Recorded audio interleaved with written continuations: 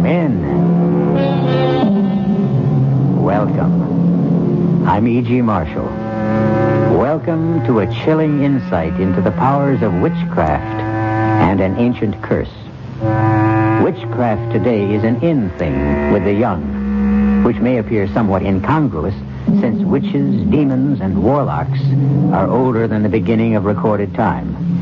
And somehow, despite all of society's maledictions and efforts to stamp it out, witchcraft has survived, as we will demonstrate in our spine-tingling tale. Do you believe in demons, Miss Bell?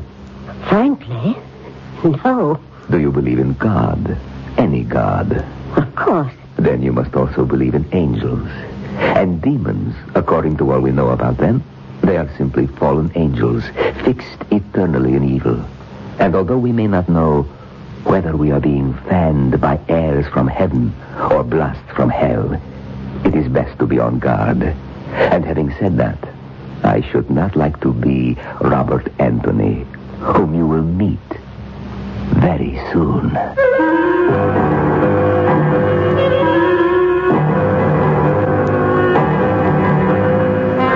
Our mystery drama, This Will Kill You, was written especially for the Radio Mystery Theater by Murray Burnett and stars Norman Rose and Larry Haines. I'll be back shortly with Act One.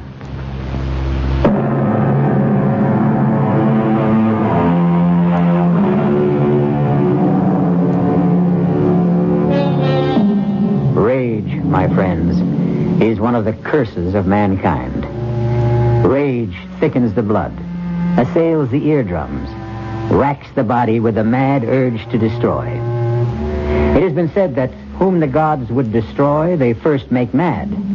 And that applies to all of us, even if some are on speaking terms with God or the devil. Witness a man who is consumed with rage. Theodore Rackazzi.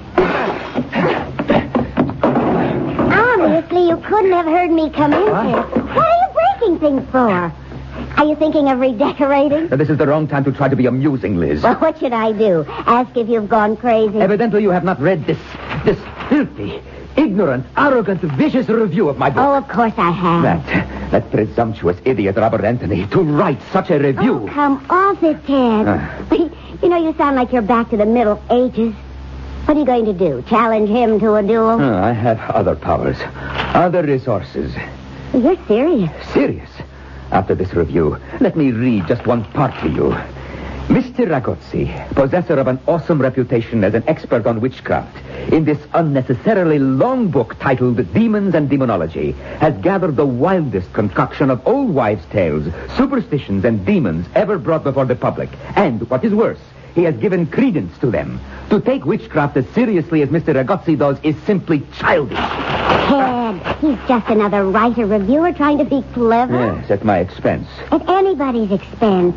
You just happen to be the target of the day. Mm-hmm. And now he is my target. For what? A nasty letter to the editor? For death. Oh, sure. If you thought this review was bad, wait until you see the ones you get after you kill him. No, I will not kill him. Oh, that's a relief. Liz, pick a date. What? Pick a date. Any date that comes to your mind. And the time. Write them down on this slip of paper. What for? Oh, to please me. All right. What's today? The 14th. Here. Okay, will this do? The 28th. 10:53 p.m. Yes, it will do beautifully. Thank you, Liz. You're welcome. And now that we finished playing games, can we go? Of course. But the game is just about to begin.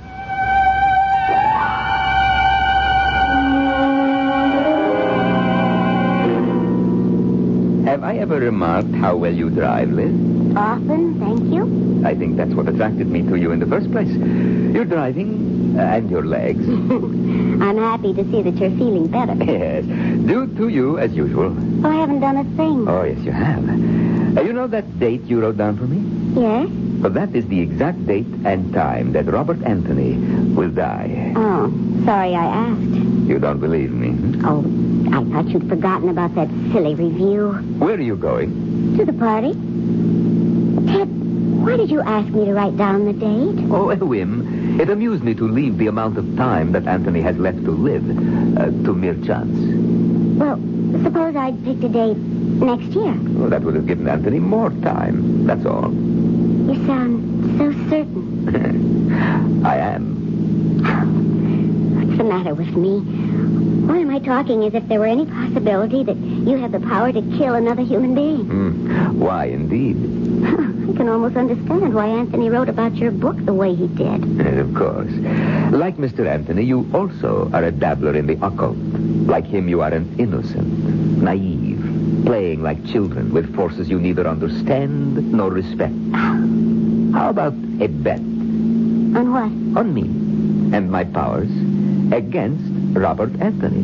Don't be ridiculous. Oh, yes, you're afraid to trust your skepticism. It's very simply proven. If Anthony dies on the day and at the exact time we both know, then I win. If he doesn't, you are the victor. And you know once and for all that Theodore Ragozzi is a fraud and a cheat. That part tempts me. Then I have your word. It is a bet. What are we betting? Your soul.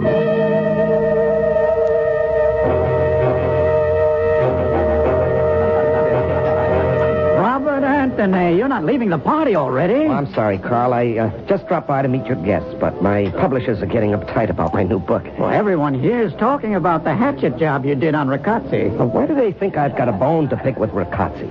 Well, I've read a lot of reviews, but... Look, I had a job to do, to review a book. I never even met the man. I took off because his book was so ponderous. Instead of writing a history of demons and demonology, which would be interesting, Ragozzi wrote as if he were putting down facts. Sorry if I touched a nerve. It's all right, forget it. I just think there's entirely too much fuss about the review. I know a little about witchcraft, and I think it can be amusing, but... Okay, but I hear Ragozzi's taking it very big. Well, I don't want to hear that Ragozzi's out to get me with the same crazy, demonic curse superstitious idiots believe in. Well, let's forget Ragozzi. What about that play we cooked up? Well, I just told you, Carl, my publishers are getting restless. I'm spending most of my time in the library. Look, can we put it off for a week or two? Okay. Fine. I've got to run. But I'll call, Carl, just to let you know I'm still alive.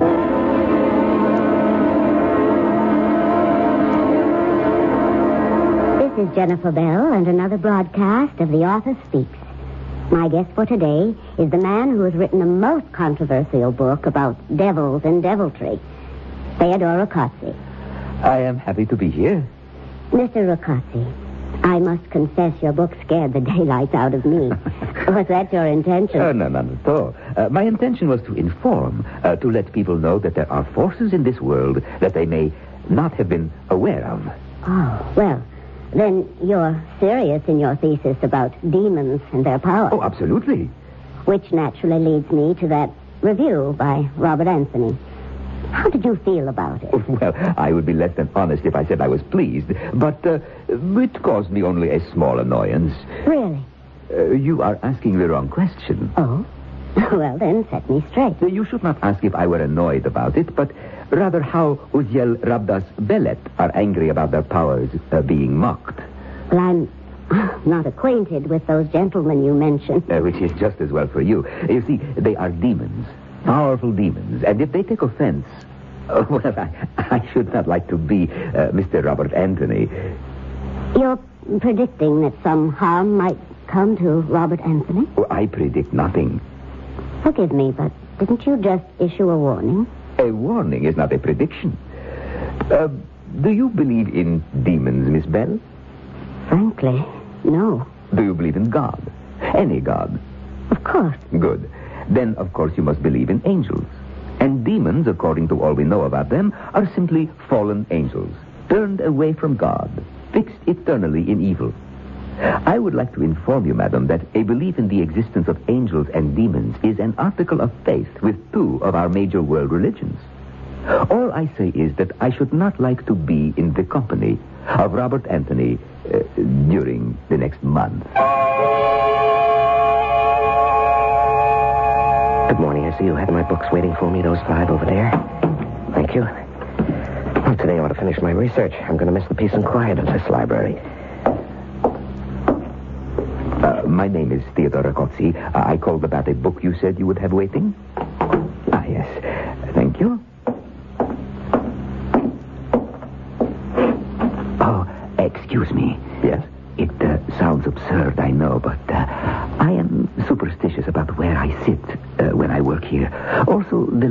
Yes, it's okay. Sit right down. Oh, yes, you're so kind.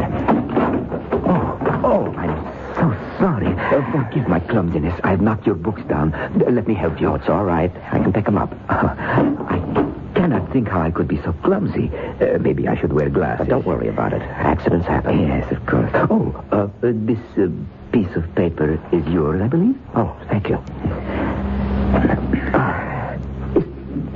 Is something wrong? You keep looking over your shoulder. No. It's nothing. I don't feel well. It'll pass. Ah, yes, of course. Sir, can I help?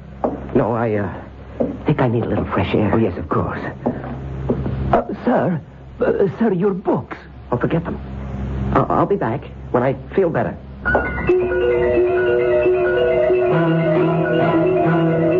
I've got to slow down.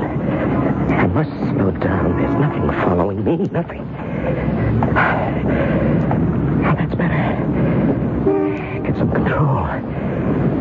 What's the matter with me? Why do I feel I'm being followed? I'm going to get away.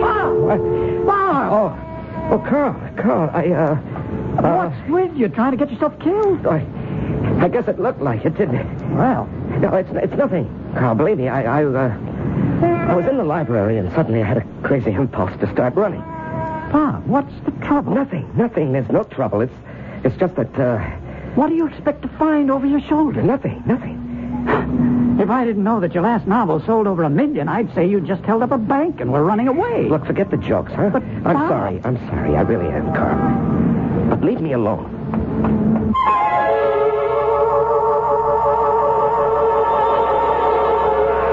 Whom the gods would destroy, they first make mad. But are the gods desirous of destroying Robert Anthony, or the demons?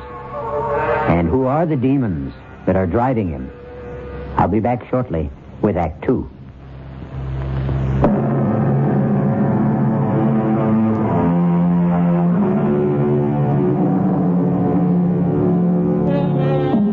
I am back to lead you along the dark roads of witchcraft. The demon-ridden Robert Anthony has turned to the 20th century remedy against magical spells, psychiatry, and is attempting to explain his terror to an eminent psychiatrist. How can I make you understand, Doctor, how intensely real this fear is? I'm not imagining it. It's there. I feel it. Every minute I feel it. It's at my shoulder, behind my back, pressing in on me. Of course. Have you ever heard of anything like this before? Nothing exactly similar, but fear is quite common. Most people are afraid of something. But don't they know what they're afraid of? They sometimes think they do. And what do you tell them? I think it would be best if you talk about yourself. You say you first felt this way about a week ago. Yes. I was working in the library, and I suddenly felt I just had to get out and run. Had anything happened that day to upset you? Anything out of the ordinary? No, nothing, Doctor. Have you felt this fear before? I mean, early in your life. Well, just the usual, Doctor. You know, when my friends would dare me to jump over a large hole in the ground or something like that. But wait. Yes, I just remembered. When I went to college, there was a suspension bridge, a shortcut from the campus to my dormitory. Everyone took it. Well, one night I was with some friends, and we came to the bridge, and it was out. There was only one single plank, and this was a deep chasm, Doctor, maybe 100 feet. Yes. Well, I wanted to go back to walk around it, but the others voted against that. They all walked across. And I can remember how terrified I was. I got down on my hands and knees and crawled across the single plank with the water roaring below me. I was terrified. You're afraid of heights. Well, I'm not comfortable with them, but... Would you say that today you're somewhere near the height of your profession as a writer? Oh, come on, Doctor. This has nothing to do with any fear of heights. This is... Yes. This is witchcraft. Interesting. Why do you say that? Look, we've been through it. The review you wrote on the Riccozzi book, Demons and Demonology? Right. Are you sorry you wrote such a scathing review? No. No? Well, I don't know. I think you are. Well, if I was wrong and possibly there are such demons and spells as Riccozzi describes in his book, that would or might account for this fear of mine, wouldn't it? You mean you think Riccozzi might have put a spell on you? Well, it's possible, isn't it? Can't you think of another explanation? Can you? Yes. Let's examine what you've told me. On the one hand, you believe that Ricazzi has put some sort of a spell on you. Am I correct? That's all I can think of, Doctor. Why would he do that? Well, because he... Exactly. Because you have hurt him severely. So your statement that he wasn't injured by your review is false, isn't it? Well... Or illogical. All right, it would seem so. Very well. You admit that to yourself. And then think that as a sensitive man, you've satisfied your own ego with a review that you think might be unfair. Where does that take us? Doctor, do you believe that I feel so guilty that I run through the streets pursued by shadows? That I can't sleep because I feel a presence in my room? That I feel threatened every second of the day and it's getting worse by the minute? Do you really believe that? It's a possibility. Oh, no. You'd rather believe in witchcraft. Why? Doctor, you're not helping me. If you'll examine your motive as to why you insist that Ricazzi has some power to cast a spell over you, then I think... All right, I'm getting out of here. That won't help. Neither do you. I tell you, I feel that I'm going to die, and you talk about guilt? I'm getting out. Desperate men take desperate measures, and Robert Anthony was desperate. As he ran from what he thought pursued him, he held on to the last of his sanity. In his dabbling in witchcraft, he had heard, as had everyone interested in diabolism, of Professor Thurman Anderson, an outstanding scholar and acknowledged authority in the field.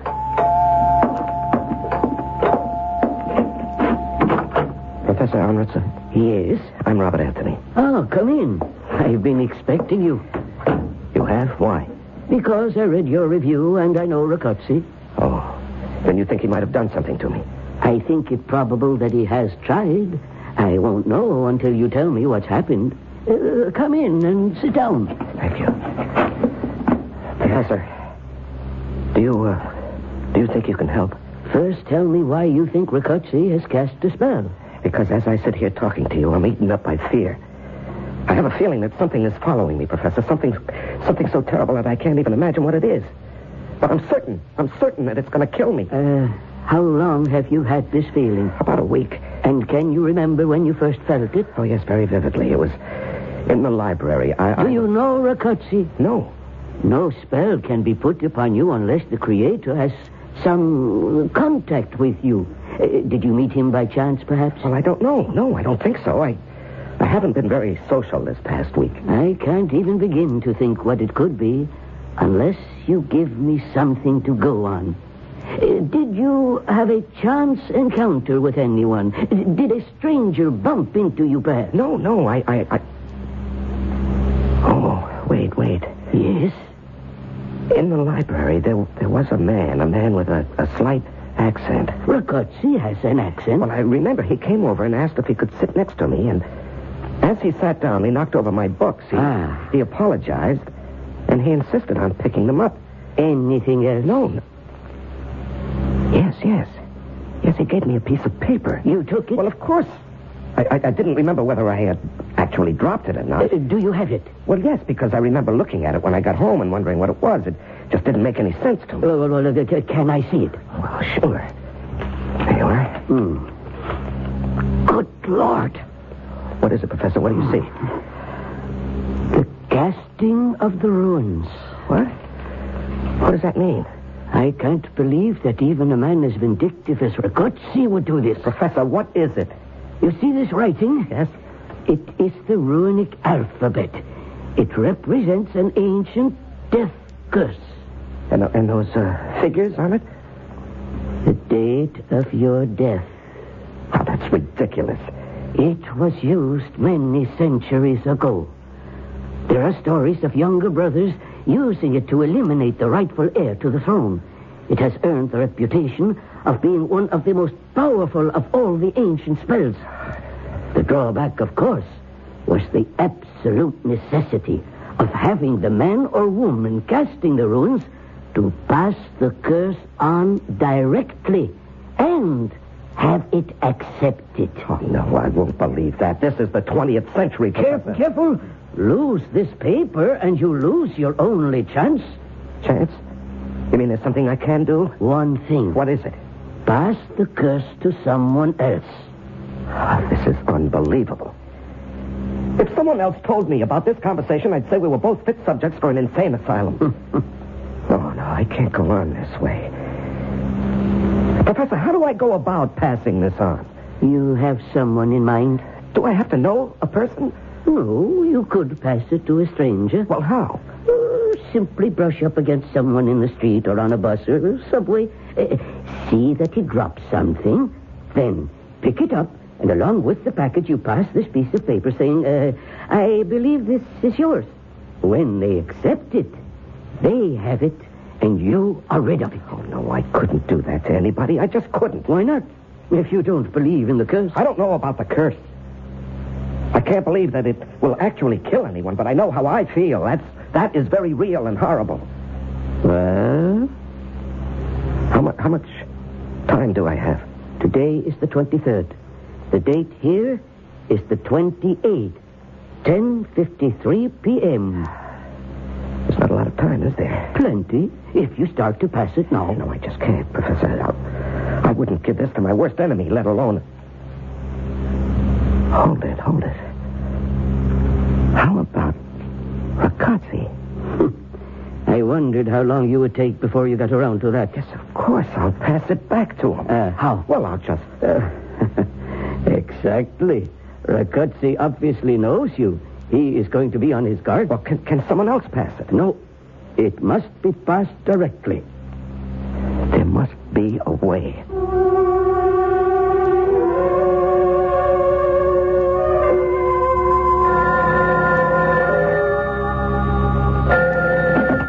Hello? Liz, Bob Anthony. Oh, Liz, I must see you. I don't understand. I hate to sound like an old-fashioned melodrama, but it really is a matter of life and death. All right. Where shall we meet? Someplace where we can talk. How about, Sherry's? Oh, I don't think we should be seen together. Well, that's not the kind of talk I had in mind, Liz. I know. I still don't think we should be seen together. You know? How? How about the cafeteria at the zoo? Yeah, okay, but Liz... Half an hour. Okay, see you.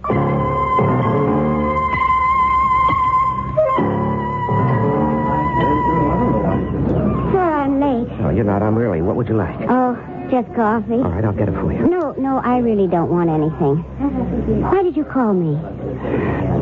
Liz, you wouldn't be surprised and go all girlish on me if I tell you it's because of your relationship with Ragazzi. No. Okay. This is going to sound crazy. Well, try me. Liz, I have to know everything you know about Ragazzi, not personal things, but his schedule, his plans, that sort of thing. Oh, It's terribly important, Liz. yes. You're not going to ask me why. No. When I said it was a matter of life and death, I meant that. You'll have to believe me, Liz. Well, I do. You're entitled to an explanation. And you do? Yes. You know, I'm making a fool of myself. I'm talking to the wrong person. I just never even considered for a moment that you'd be in it with him. I'm not. But you know what I'm talking about. Yes. Well, how? I'd rather not discuss Well, it. you've got to, Liz. Don't you see that? Isn't it enough for you to know that I realize you're in trouble and I want to help? All right, now it's my turn to ask why. No comment. But, Liz, You're wasting time in arguing. What can I do? I've already told you. But don't you see that I'll feel better if... If you can trust me. Yes, exactly. This isn't just fun and games for me, Liz. It's... Your life. Then you are in on it, huh? Look, I know about it. I'm involved, but I have as much to lose as you. Maybe more. And that's all I'm going to say. Do you think he can do it?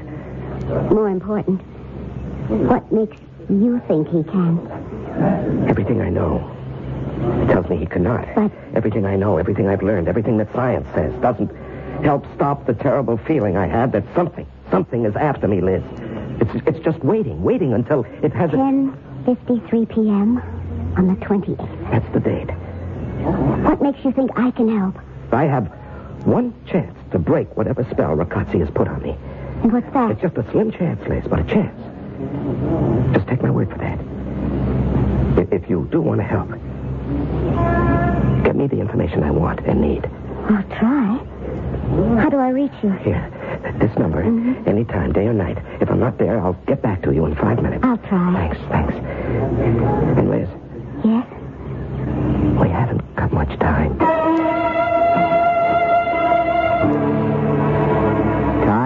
running out on Robert Anthony. Whatever it is that's following him, or what he honestly believes to be following him, has a target date. I'll be back shortly with Act 3.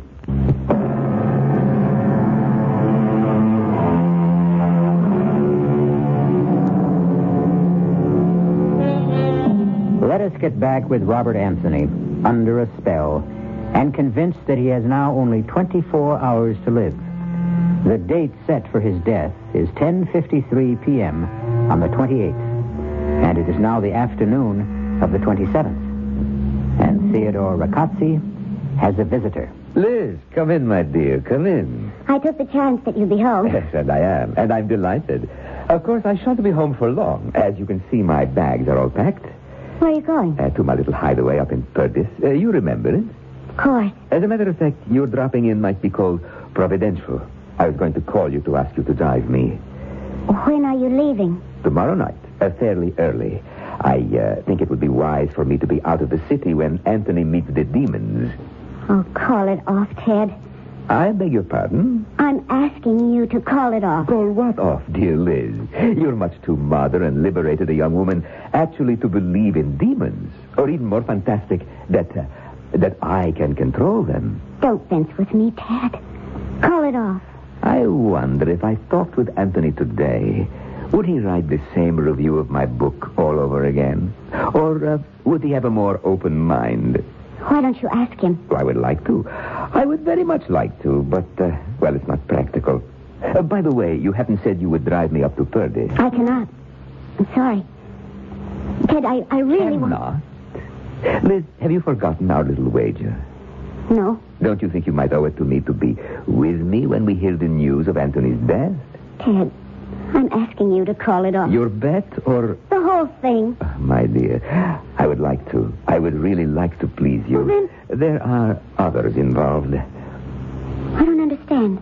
When you call upon these forces for help, you're taking a very serious step. It is understood that you're not indulging a whim.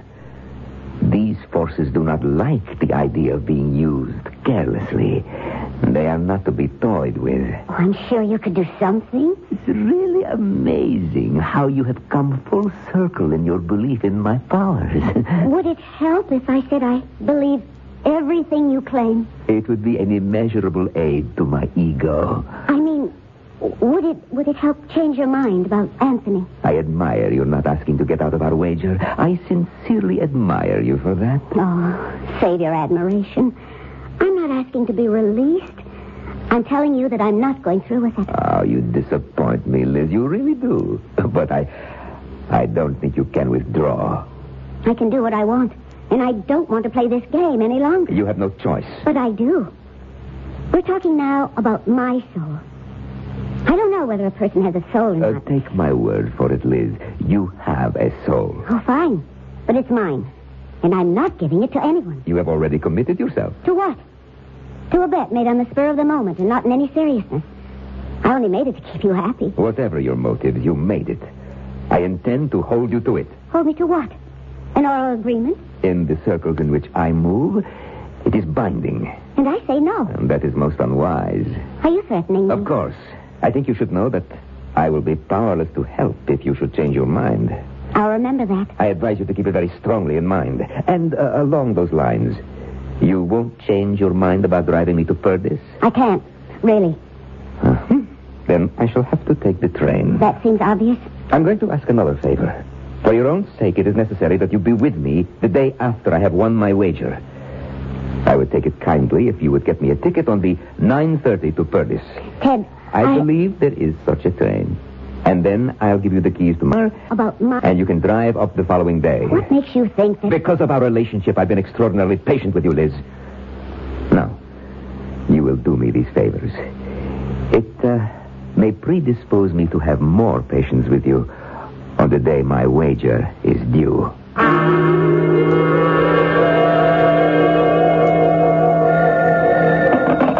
Hello? Bob? Oh, Liz, I've been waiting for your call. Do you have anything for me? Well, I don't know whether or not it helps, but he's taking the 9:30 train to Purdy's on the 28th. 9:30? That doesn't give me much time. For what? For what I have to do. Liz, that makes it so close. Are you sure about the train and the time? Positive. I bought the ticket myself. 9:30, huh? Yes. Ah, that's going to be awfully close. Did he give any reason for picking that particular train? Well, first he asked me to drive him up. I said I couldn't. And then he told me to get the train ticket. He said... What? What did he say? Oh, it's not important. Liz, everything is important. What did he say? He said that he wants to be out of town when it happens. Oh, yeah, sure. That makes sense. Bob? Yes? It isn't going to happen, is it? Liz, I'm trying. Do you have, what do you honestly think of your chances? A lot better now than before you called. Is there anything else I can do? Yes, pray for me. And you for me. What? Why? How are you involved? Forget I said that. How can I forget it? Believe me if I tell you that my problem is... Well, it has something to do with you. But I'll be okay if you're okay. Oh, you sound like a book title. Well, at least you can joke. I hope it isn't gallows humor. Liz, I've got a lot to do. I have a plan. I don't know whether it'll work, but it's made me feel that I can do something. And I'm going to do it. Good luck.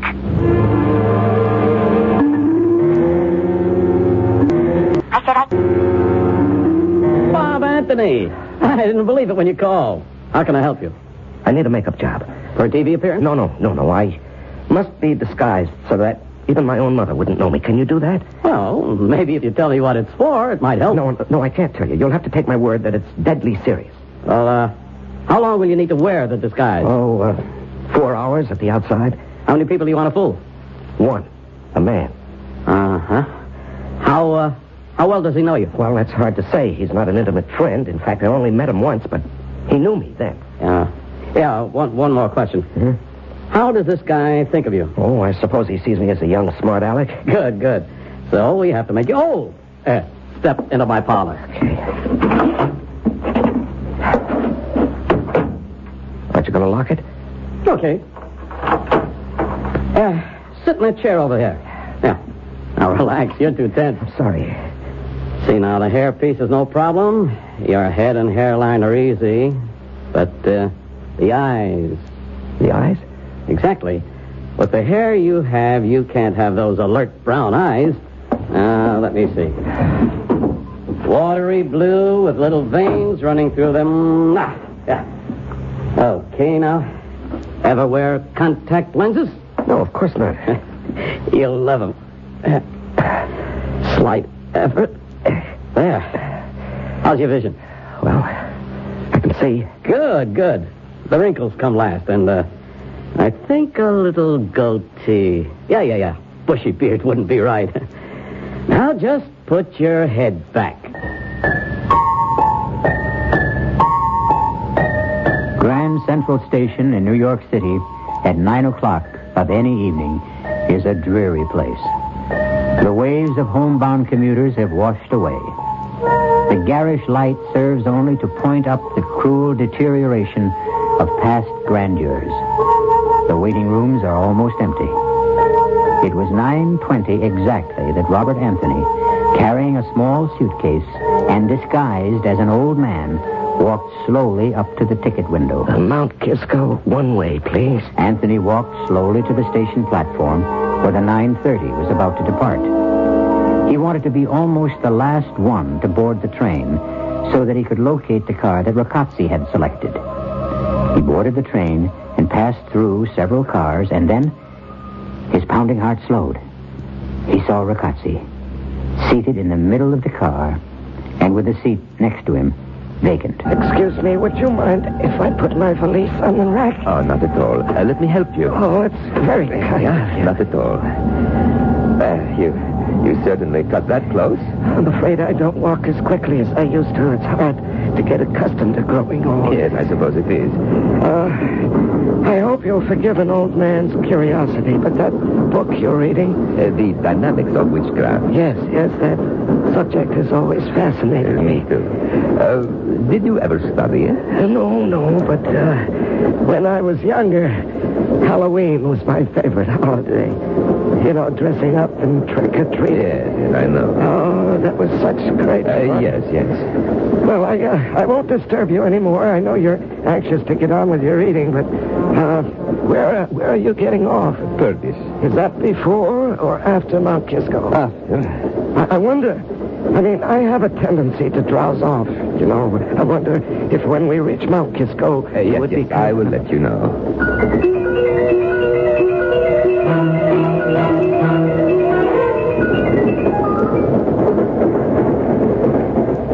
Excuse me, is it... It's the next station. Did you have a nice nap? Oh, yes, very refreshing, thank you. I do hope my nephew will be at the station. Yes, I'm sure he will. What time is it? 10:20. Are we on time? Well, I don't know. I suppose so, but even if we're running late, I'm sure your nephew will wait. Yes, I hope so. You know, when you get old, you seem to worry about everything. The young have their worries. But they're not the same, are they? Sometimes they are. Sometimes a young man can worry himself almost to death. Oh, that seems such a waste. Or even worry about dying. Yes. I have known some young people who are simply terrified of dying. Oh, I didn't think the young gave much thought to death. Oh, some of them do. Some of them do indeed. Take my word for it. Well, that seems strange. Strange? Old man, I could tell you stories that are beyond belief. Stories that... Well, I seem to be talking a lot. Well, I enjoy it. Thank you, but we're coming into Mount Kisco. Oh, well, I've enjoyed talking to you. And now I'll just get my luggage from the rack. Oh, my. Look what I've done. I've dropped my bag. Here, let me help you. No. I've caused you too much trouble. I'll be able to... Oh, your book. I just seem to make things worse. If you will let me do it, it will be much simpler. Oh, yes. Thank you. But don't let me return your book. I believe this is yours. Yes. And now you'd better start if you want to get off and meet your nephew. Yes. Goodbye, and thank you. Wait. What? You bastard.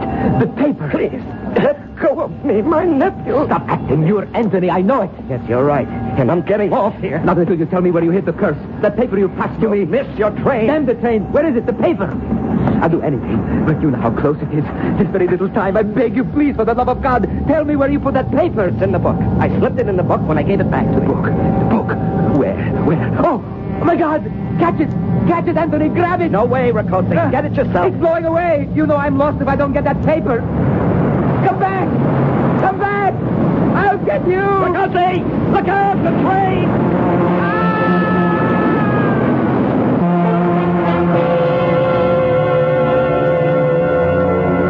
The end of our story of witchcraft and demons. The obituary notice said that Theodore Riccozzi met his death when he inexplicably ran in front of a southbound express at the Mount Kisco station.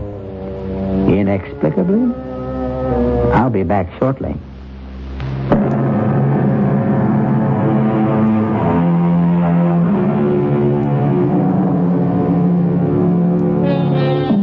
I'm sure we all know what the forces were that made Theodore Riccozzi run in front of the train that killed him. He panicked because of a superstitious belief in the supernatural. That, of course, is the explanation.